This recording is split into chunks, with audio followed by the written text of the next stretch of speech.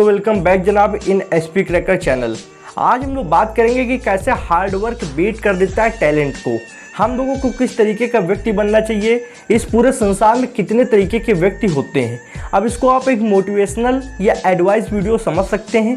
आपको क्या निचोड़ लेना है ये आप एक डायरी में लिखिए कि इस वीडियो को देखने के बाद आप भूल मत जाएं, अपने ऊपर जीवन में अप्लाई भी करें चीज़ों को। देखिए हार्ड वर्किंग मैन किस तरीके टैलेंटेड मैन को पीछे कर सकता है, इसके कुछ फैक्ट समझते हैं। अब सबसे पहले हम लोगों को समझना होगा कि इस दुनिया में कितने टाइप के इंसान पाए जाते हैं।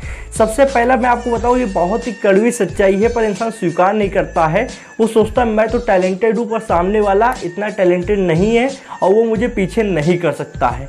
बहुत कड़वी सच्चाई है, पर वो टैलेंटेड नहीं है पर हार्ड वर्किंग है तो एक ना एक दिन आपको पीछे कर देगा अगर आप हार्ड वर्किंग नहीं हो तो। अब सबसे पहले मैं आपको बताऊं, दुनिया में कुल 4 तरीके के लोग पाए जाते हैं। सबसे पहले वो जो हार्ड वर्किंग भी नहीं होते हैं और जो टैलेंटेड भी नहीं होते हैं, ये होते हैं निठल्ले लोग। इनको स्वयं भगवान भोलेनाथ भी सुबह सुबह दर्शन दे देंगे, कहेंगे चलो उठो तुमको कुछ काम पे लगाते हैं, तो यही कहेंगे भाई बैठो भी थोड़ी देर फिर चलते हैं, अभी टाइम ही क्या हुआ है। तो ऐसे लोगों से तो भगवान भी बचाए, ऐसे आपको लोगों को कभी बनने ही नहीं है, ऐसी शिक्षा कभी ग्रहण ही नहीं करनी है। इस जीवन में, इस संसार में अगर इंसान के रूप में आए हो तो कर्म करना सीखो, क्योंकि सारी शक्तियाँ आपके कर्म पे बेस हैं। आप जितना कर्म करोगे, जिस लाइन में कर्म करोगे, उतनी चीज़ों की नॉलेज आपके पास होगी और नॉलेज से ही सारी पावर मिलती है आज के समय में। पहले क्या होता था कि इंसान ध्यान से अलग अलग प्रकार की शक्तियों को अर्जित कर लेता था, पर अब इंसान ध्यान नहीं लगाता है।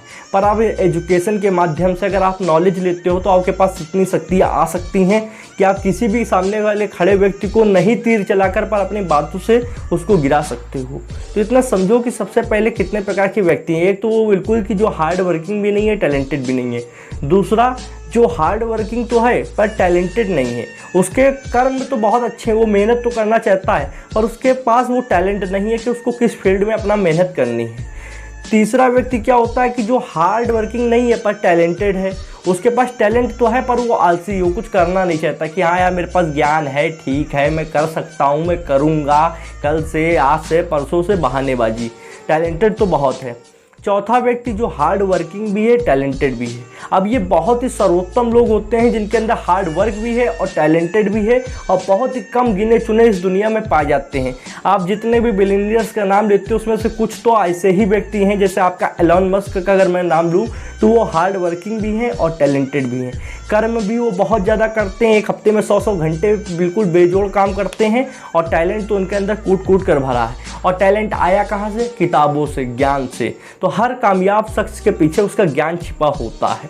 तो अब अगर आप उन व्यक्तियों में, सर्वोत्तम व्यक्तियों में नहीं हो जो गिने चुने पाए जाते हैं, जो हार्ड वर्किंग और टैलेंटेड दोनों हैं, तो आपके इसमें कुछ ये नहीं है कि आपकी कमी है। ऐसा ज़रूरी नहीं कि हर व्यक्ति के पास दोनों चीज़ें हों, पर अगर आपके पास एक भी चीज़ है तो आपको दूसरी चीज़ बना लेनी है। अगर आपके पास टैलेंट नहीं है, आप हार्ड वर्किंग हो, तो आप एक ना एक दिन सक्सेस हो जाओगे। आप उस व्यक्ति को बीट कर दोगे जो टैलेंटेड है पर हार्ड वर्किंग नहीं है। क्यों?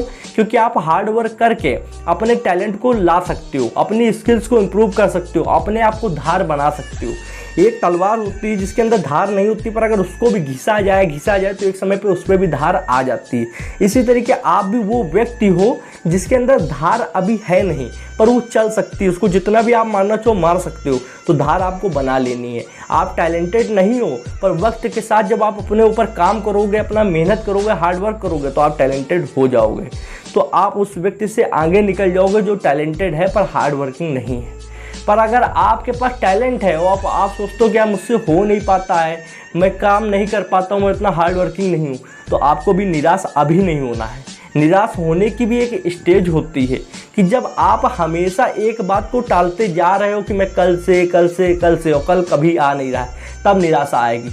अभी आपके पास, आपको लग रहा है कि मैं टैलेंटेड हूँ, मुझे हार्ड वर्क करना चाहिए, तो आज से इस कमेंट सेक्शन में जाकर प्रतिज्ञा लो कि मैं हर काम को टालना बंद कर दूंगा।